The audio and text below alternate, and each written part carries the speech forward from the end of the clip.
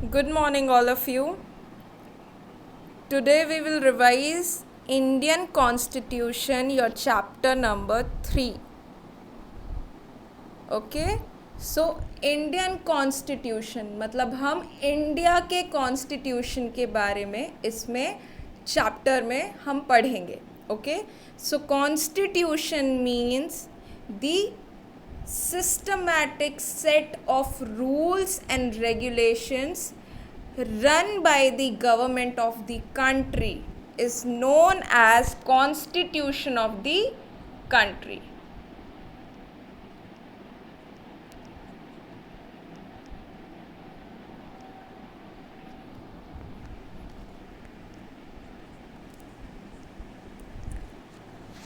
Constitution written में भी लिखा हुआ हो सकता है, वो अनरिटन फॉर्म में भी हो सकता है.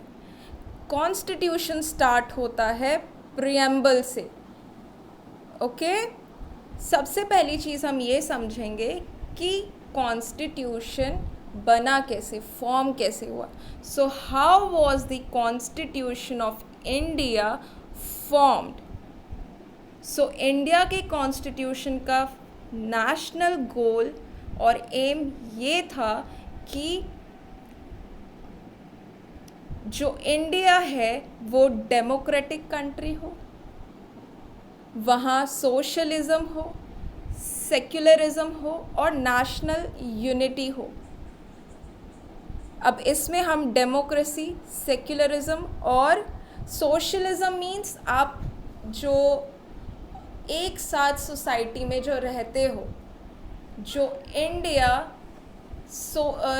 सोसाइटी के लिए वर्क करती है, सोसाइटी वेलफेयर के लिए काम करती है, सोसाइटी के डेवलपमेंट के लिए काम करती है, इज़ सोशलिज़म.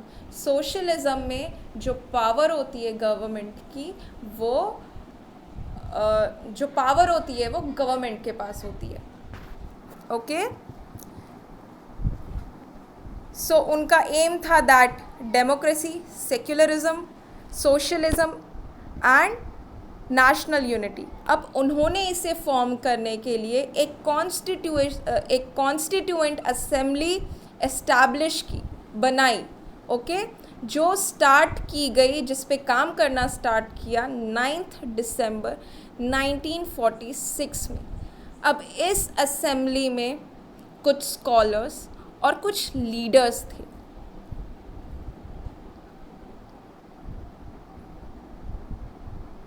जो कुछ political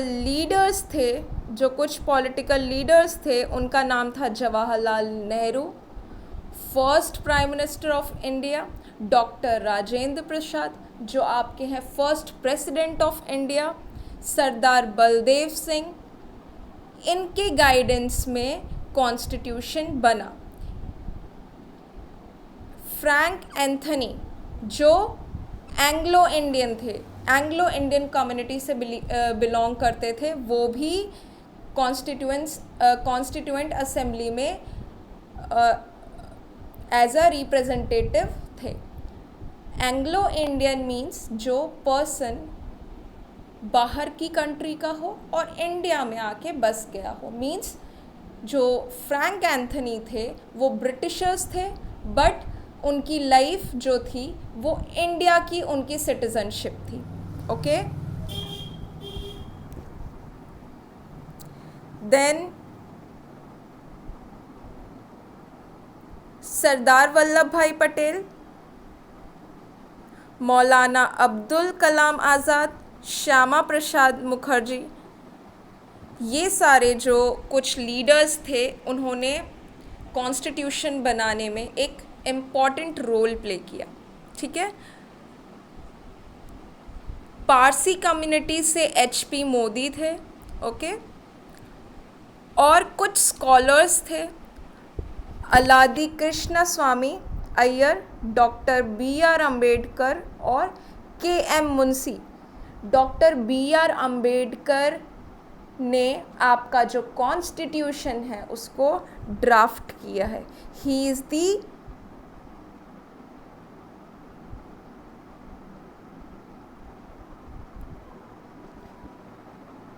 he is the chairman of the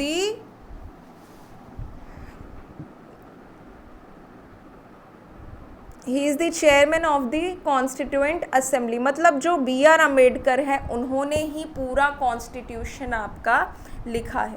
2 female leaders थी जिन्होंने पार्टिसिपेट किया था, is Sarojini Naidu and Vijay Lakshmi Pandit.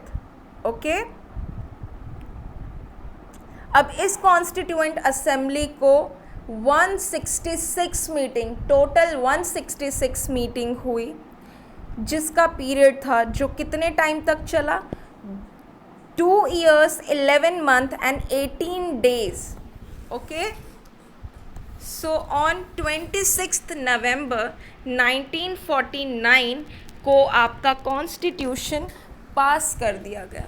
But आपका जो कॉन्स्टिट्यूशन है वो 26 जनवरी को एनफोर्स किया, मतलब लागू किया गया, लोग तब से उसको फॉलो करने लगे। So your 26 January 1950 is Republic day. इसीलिए हम 26 जनवरी को रिपब्लिक डे मनाते हैं, क्योंकि उस दिन हमारा कॉन्स्टिट्यूशन लागू हुआ था। Okay,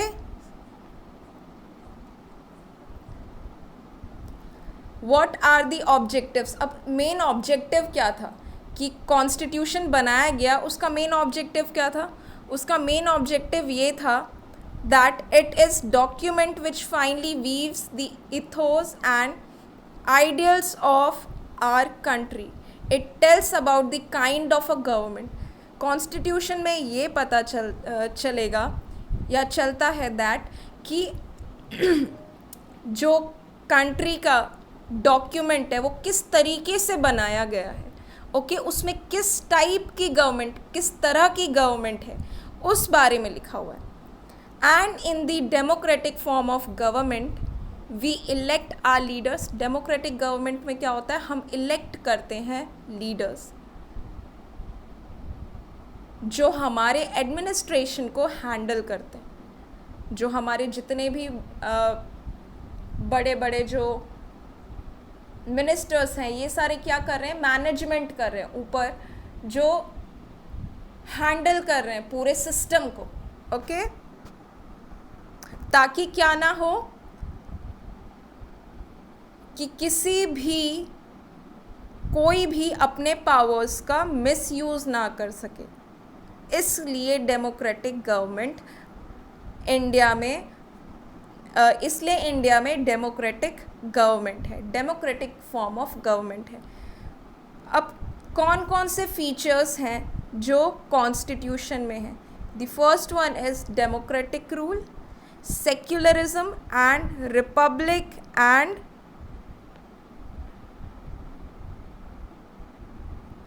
federal state. ओके, चलो, डेमोक्रेटिक रूल मतलब कि इंडिया ने किस तरीके की गवर्नमेंट को अडॉप्ट करके रखा है। इंडिया में डेमोक्रेटिक सिस्टम ऑफ गवर्नमेंट है, जहाँ पे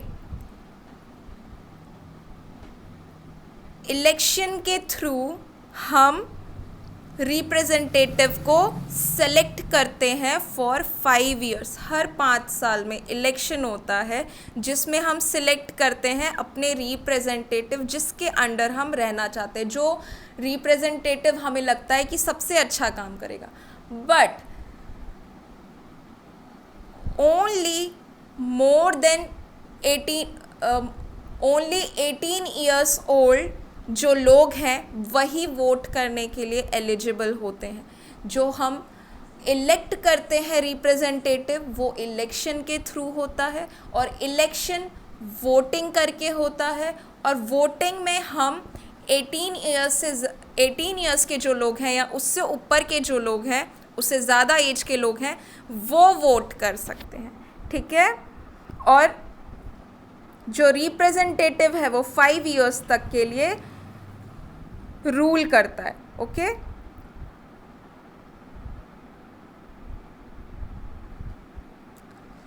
वोटिंग ना रिलीजन के बेसिस पे होती है, ना कास्ट के बेसिस पे होती है, ना क्लास के बेसिस पे होती है, और ना जेंडर के बेसिस पे होती है। कोई भी रिलीजन के लोग यानी कोई भी धर्म के लोग वोट कर सकते हैं, कोई भी कास्ट के लोग वोट कर सकते हैं, कोई भी क्लास, वो भले रिच हो या पुअर हो, वो वोट कर सकते हैं। जेंडर मीन्स वो फीमेल हो मेल हो, वो भी वोट कर सकते हैं।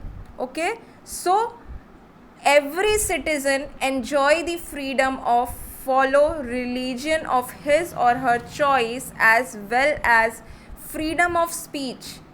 आप कोई भी रिलीजन फॉलो कर सकते हो, आपको फ्रीडम ऑफ स्पीच है, आप बोल सकते हो, आप एक्सप्रेस कर सकते हो अपनी फीलिंग, और आपके जो थॉट्स हैं वो लोगों तक पहुंचा सकते हो। Secularism means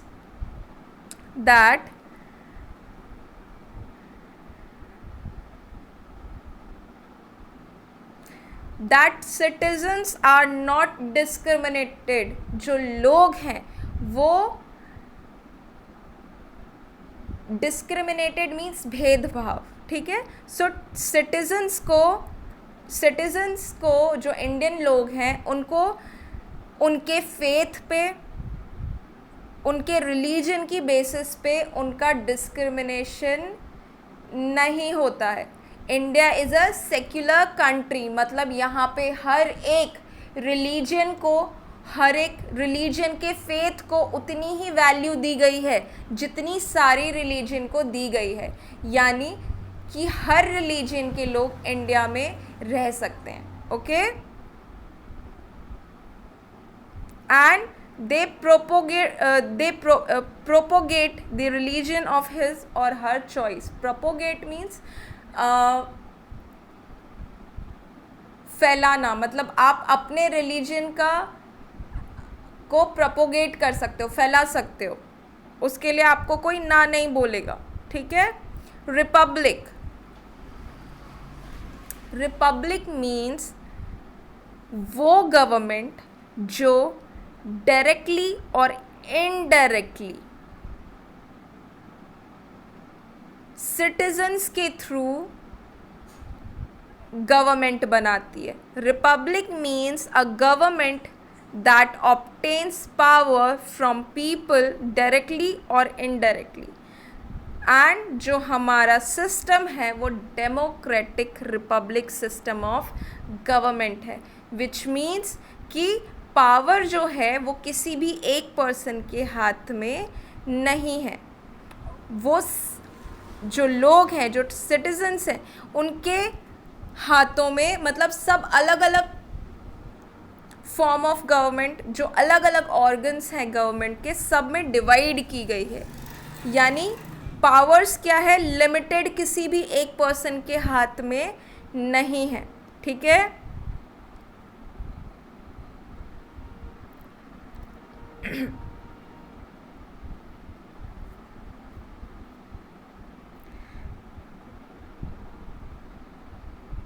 Now the central government is, there are 3 types of government जो आप में organs of government, जिसमें सेंट्रल गवर्नमेंट आता है, स्टेट गवर्नमेंट आता है और लोकल गवर्नमेंट आता है। आप में सिर्फ 2 ही है, सेंट्रल गवर्नमेंट और स्टेट गवर्नमेंट। तो सेंट्रल गवर्नमेंट मतलब वो गवर्नमेंट जो सेंट्रल लेवल पे काम करती है, मतलब पूरे नेशन के लिए काम करती है, पूरी कंट्री के लिए काम करती है। एंड स्टेट गवर्नमेंट मीन्स जो हमारा कंट्री अलग अलग स्टेट्स में बटा हुआ है, 28 स्टेट्स में जो बटा हुआ है, हर एक स्टेट के लिए अलग अलग गवर्नमेंट है। ओके, सो सेंट्रल गवर्नमेंट कैसे काम करती है? सबसे पहली चीज़, सेंट्रल गवर्नमेंट 3 पार्ट्स में डिवाइडेड है, legislature, executive and judiciary. Okay, जिसका हेड कौन है? प्रेसिडेंट। प्रेसिडेंट के अंदर ये तीनों ऑर्गन्स काम करती है। लेजिस्लेचर जो आपके लिए लॉ बनाते हैं, लॉ एंड ऑर्डर जो बनाते हैं। एग्जीक्यूटिव मीन्स वो लोग जो ये लॉ एंड ऑर्डर को इम्प्लीमेंट करते हैं, लागू करते हैं, ठीक है। एंड जुडिशरी मीन्स वो ऑर्गन जो लेजिस्लेटिव और एग्जीक्यूटिव दोनों के वर्क को देखती भी है और ये भी देखती है कि लोग उसे फॉलो कर रहे हैं कि नहीं, जो लॉज बनाए हैं वो लोग फॉलो कर रहे हैं कि नहीं। अगर लोग फॉलो नहीं कर रहे हैं तो वो कोर्ट में जाके फाइल कर सकते हैं अपनी कंप्लेन। ओके, तो लेजिस्लेचर में जहाँ लॉज बनते हैं वो है पार्लियामेंट। एग्जीक्यूटिव में आएगा prime minister, because prime minister execute करते हैं लॉज। और जुडिशरी जिसमें आएगा सुप्रीम कोर्ट, क्योंकि सेंट्रल गवर्नमेंट में सुप्रीम कोर्ट है जो आपके लॉ एंड ऑर्डर को फॉलो करते हैं। पार्लियामेंट दो पार्ट्स में डिवाइडेड है, लोकसभा और राज्यसभा। और एग्जीक्यूटिव में प्राइम मिनिस्टर के अंडर आते हैं council of minister. Prime minister के अंदर भी अलग अलग मिनिस्टर होते हैं, एजुकेशन मिनिस्टर, हेल्थ मिनिस्टर, ऐसे करके अलग अलग मिनिस्टर्स हैं जो सेंट्रल लेवल पे काम देखते हैं। ठीक है। स्टेट गवर्नमेंट, अब स्टेट गवर्नमेंट में भी सेम यही चीज़ें होती है, जैसे सेंट्रल गवर्नमेंट में काम हो रहा है वैसे ही स्टेट गवर्नमेंट में काम होता है। बट जो हेड होते हैं वो होते हैं गवर्नर। वो कौन होते हैं? गवर्नर। ठीक है। अब स्टेट भी लॉज बनाती है यानी लेजिस्लेचर, स्टेट भी एग्जीक्यूट करती है लॉज सॉरी, जुडिशरी भी लुक आफ्टर करती है, देखती है कि कौन लॉज को फॉलो कर रहा है कि नहीं कर रहा है। सो लेजिस्लेचर में स्टेट गवर्नमेंट आएगा, स्टेट की जो गवर्नमेंट है यानी लेजिस्लेटिव असेंबली, विधानसभा। स्टेट में लेजिस्लेटिव असेंबली होती है जिसमें विधानसभा और विधान परिषद होता है। ठीक है। एग्जीक्यूटिव में आपका आएगा चीफ मिनिस्टर, क्योंकि चीफ मिनिस्टर स्टेट में कोई भी चीज़ को एग्जीक्यूट कर सकते हैं, लागू कर सकते हैं with the help of other minister. Other ministers कौन होंगे? Council ministers. Okay. Then council minister again local administration में, जो लोकल एरिया, स्टेट में क्या होता है कि जो विलेजेस एरिया हैं, जो लोकल एरियाज हैं, जो विलेजेस हैं, वहाँ पे भी एक एडमिनिस्ट्रेशन सेट किया जाता है विच इज़ लोकल एडमिनिस्ट्रेशन। तो गांव में पंचायत भी होती है और म्युनिसिपल कॉरपोरेशन भी होता है। ठीक है। और म्युनिसिपल बोर्ड्स भी होते हैं। ठीक है। स्टेट जुडिशरी में, स्टेट गवर्नमेंट में जुडिशरी में हाई कोर्ट होता है, डिस्ट्रिक्ट के लिए डिस्ट्रिक्ट कोर्ट होता है और विलेजर्स के लिए सबऑर्डिनेट कोर्ट्स होते हैं। ठीक है। अब आप देखो functions of government.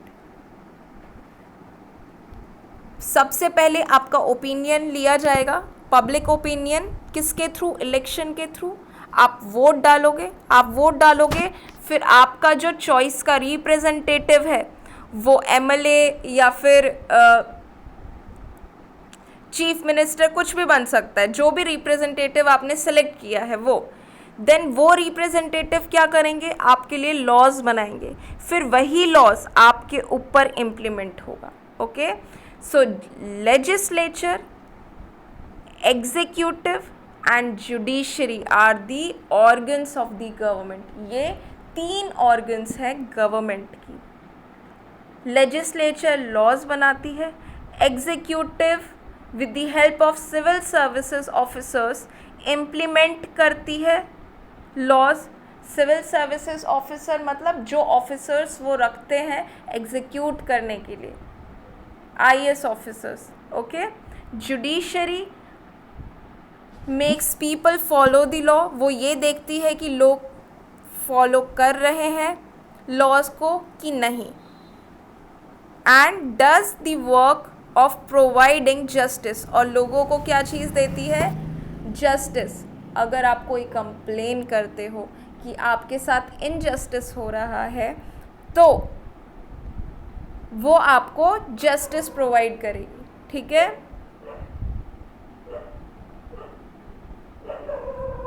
India is a federal state. India क्या है? फेडरल स्टेट है। दैट मीन्स कि इंडिया के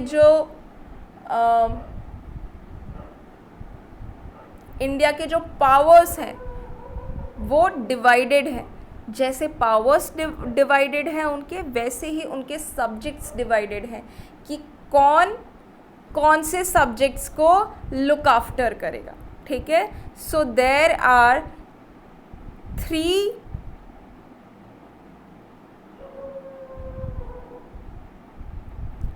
are distribution of subjects distribute करके रखे हैं कि ये सब्जेक्ट यूनियन लिस्ट में आएगा, ये सब्जेक्ट स्टेट लिस्ट में आएगा, ये सब्जेक्ट कॉन्करेंट लिस्ट में आएगा। मीन्स कि देर आर तीन लिस्ट हैं। First one is central list, जिसे हम यूनियन लिस्ट भी कहते हैं, स्टेट लिस्ट और कॉन्करेंट लिस्ट। इन सारे लिस्ट में आपके अलग अलग सब्जेक्ट्स हैं, ठीक है। 97 सब्जेक्ट्स आपके हैं यूनियन लिस्ट में।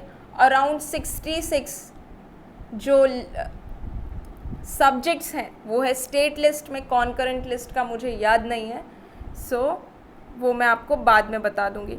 सो ये वो सब्जेक्ट्स हैं जो इन लिस्ट में इंक्लूडेड होते हैं। अब यूनियन लिस्ट यानी जो यूनियन लिस्ट के सब्जेक्ट्स हैं उस पे सिर्फ और सिर्फ सेंट्रल गवर्नमेंट ही उसके डिसीजन ले सकती है, ठीक है।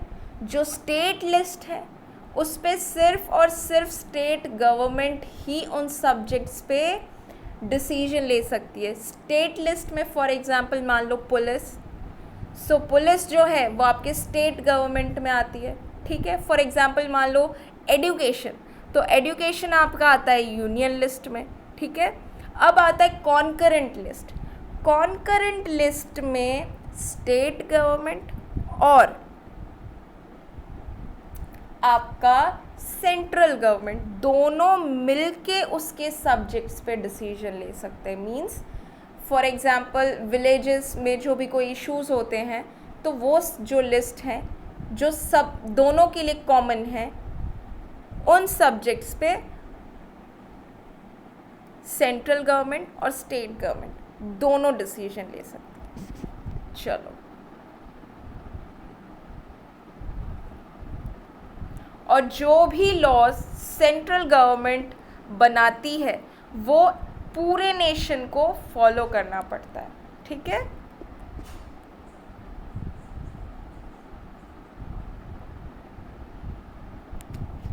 अब हमारे कुछ फंडामेंटल राइट्स हैं। फंडामेंटल राइट्स मतलब as a citizen of India, क्योंकि हम इंडिया के भारतीय नागरिक हैं तो हमारे पास कुछ फंडामेंटल राइट्स हैं। फंडामेंटल राइट्स मीन्स हमारे बेसिक राइट्स हैं, okay. So fundamental rights of Indian citizens are provided by the constitution.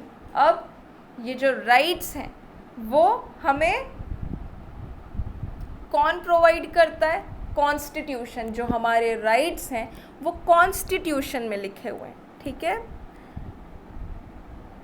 हमारी इंडिया में 26 नवंबर 1949 में कॉन्स्टिट्यूशन को अडॉप्ट किया गया और इसे यूज़ करना स्टार्ट किया 26 जनवरी 1950 से, ओके।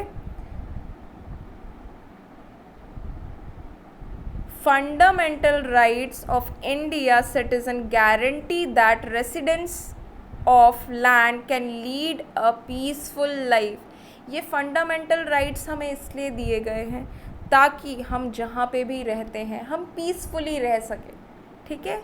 एक लैंड पे क्योंकि इतने सारे लोग हैं तो हम वहाँ पे पीसफुली रह सकें, ठीक है।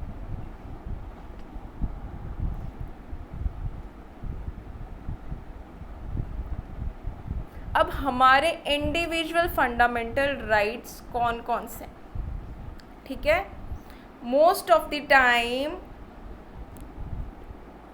The fundamental rights of Indian citizens are most of the time similar in all the democratic countries. जो democratic countries हैं उनके fundamental rights almost similar हैं, same हैं, एक जैसे हैं, क्योंकि democratic country है तो आपके पास कुछ freedom है, आपके पास कुछ powers हैं, ठीक है।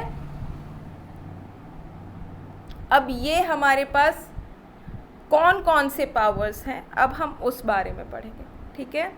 सो equality before the law, law से पहले पहली इक्वालिटी के पहली चीज़ क्या है, that all the people of the India, जितने भी सिटीजन्स हैं इंडिया के, वो क्या है, इक्वल है। भले वो रिच हो, भले वो पुअर हो, या वो उनका कोई भी रिलीजन हो, चाहे वो फीमेल हो, वो मेल हो, एवरीथिंग, सब क्या है, इक्वल है, एक बराबर है, ठीक है। दूसरी चीज़, फ्रीडम ऑफ रिलीजन, आपके पास फ्रीडम है, आपके पास ये चॉइस है कि आप किसी भी रिलीजन को फॉलो कर सकते हो, किसी भी धर्म को फॉलो कर सकते हो, ये आपकी चॉइस है, कोई भी इस पे प्रेशराइज नहीं कर सकता है। आपके पास फ्रीडम है कि आप किस रिलीजन पे बिलीव करते हो, उन पे फेथ करते हो, उन्हें मानते हो, ये टोटली आपकी चॉइस है, ठीक है। Then freedom of association and peaceful assembly, that हमारे पास ये फ्रीडम है कि हम एसोसिएट और लोगों के साथ एसोसिएट करके पीसफुली असेंबली में रह सके, लाइक सिंपली कि हम एक पीसफुली लाइफ स्पेंड कर सके, जी सके, ठीक है। Freedom of speech and expression, आपके पास ये फ्रीडम है कि आप अपने थॉट्स एक्सप्रेस कर सकते हो, आप अपनी फीलिंग्स एक्सप्रेस कर सकते हो, आपके मन में जो चीज़ है वो आप बोल सकते हो, आप क्योंकि आप ह्यूमन हो, ठीक है, आपको नेचुरली ये चीज़ आपकी फ्रीडम में है कि आप कुछ भी बोल सकते हो और एक्सप्रेस कर सकते हो। कुछ भी बोल सकते हो मतलब किसी को बुरा भला नहीं बोलना है, कुछ भी बोल सकते हो मतलब जो आपके आइडियाज़ हैं, जो आपके थॉट्स हैं, ठीक है, आप उसको एक्सप्रेस कर सकते हो, ठीक है। Now right to constitution remedies for the protection of civil rights,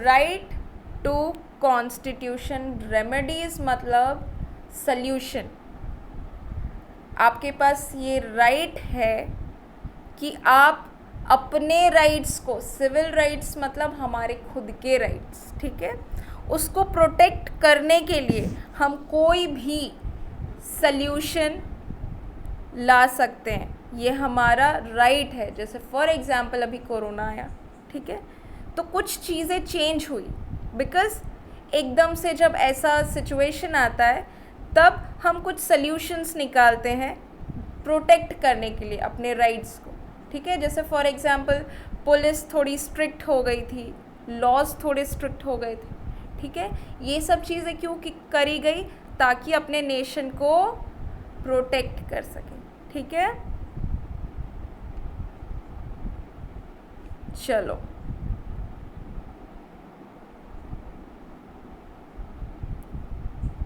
ये आपका चैप्टर हो गया है ऑलमोस्ट फिनिश।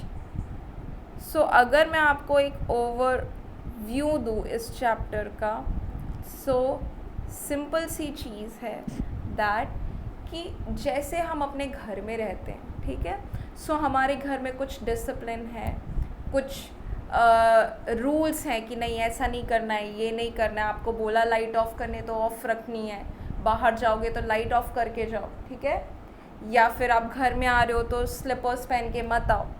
तो ये सारे कैसे हैं, पर्सनल रूल्स एंड रेगुलेशंस है, हमारे घर के रूल्स एंड रेगुलेशंस हैं। जबकि हम घर में कितने लोग रहते हैं, 3 4 5, इससे ज़्यादा लोग रहते नहीं हैं। ठीक है। सो जब हम पूरे नेशन को जब हैंडल करने की बात करते हैं, जब हम पूरे नेशन की बात करते हैं, बिकॉज एक पर्सन इज एन इंडिविजुअल, एक पर्सन है वो, group of people, group of individual एक पूरी सोसाइटी बनती है, ग्रुप ऑफ सोसाइटी एक डिस्ट्रिक्ट बनती है, ग्रुप ऑफ डिस्ट्रिक्ट और विलेजेस एक स्टेट बनता है, एंड ग्रुप ऑफ स्टेट्स एक नेशन बनता है, ठीक है। तो अगर हम नेशन को देखें तो नेशन में कितने सारे लोग हैं, लाइक इंडिया का जो पॉपुलेशन है वैसे भी सेकेंड हाईएस्ट पॉपुलेशन में से है। सो इतनी बड़ी कंट्री को हैंडल करने के लिए, चलाने के लिए, मैनेज करने के लिए कुछ रूल्स एंड रेगुलेशंस बहुत ज़रूरी है, और क्योंकि वो सबके लिए है, सो वो जो रूल्स एंड रेगुलेशंस हैं जो हम फॉलो करते हैं उसे हम कहते हैं कॉन्स्टिट्यूशन, जिसे हम सबको एज अ सिटीज़न हमें वो चीज़ फॉलो करनी होती है। ओके,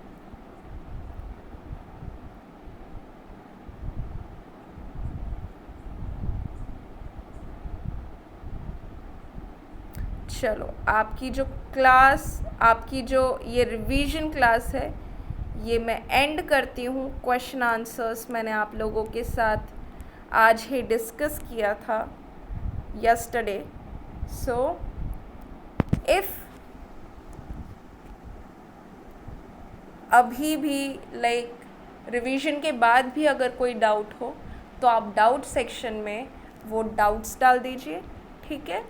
और अगर लाइक अभी रिवीजन हो गया है तो मैं आपको इसके question answers most probably Sunday या मंडे को आपको भेज दूंगी, सर्कुलेट कर दूंगी। Okay, so thank you so much.